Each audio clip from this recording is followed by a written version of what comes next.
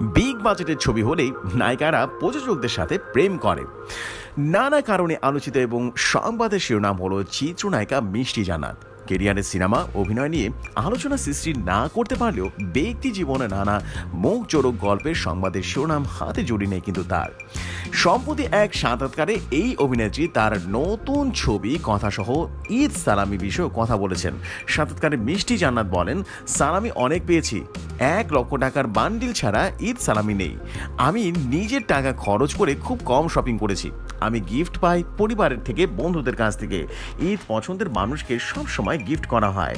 তার কথায় ঈদ আসলে কোনো ব্যাপার না, পছন্দের মানুষ পছন্দে থাক, পছন্দের মানুষ আমাকে গিফট করে। মানুষ আসলে সবাই যে জন্মগত অনেক প্রভাবশালী হবে, টাকা পয়সা থাকবে।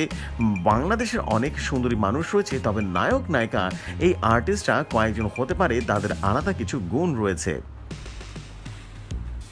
নতুন ছবির কথা উল্লেখ করে মিষ্টি জান্নাত বলেন, সব হিরোর সঙ্গে অবশ্যই কাজ করা হবে। বিগ বাজেটের 2টি ছবি সাইনিং করতে যাচ্ছে, হয়েছে একটা অলরেডি। আমার সিনেমা যখন নিউজ হবে, প্রযোজকদের বলেছি যদি কোনো নায়িকার সাথে প্রেম করতে ইচ্ছা করে আমাকে সাইনিং করাবেন।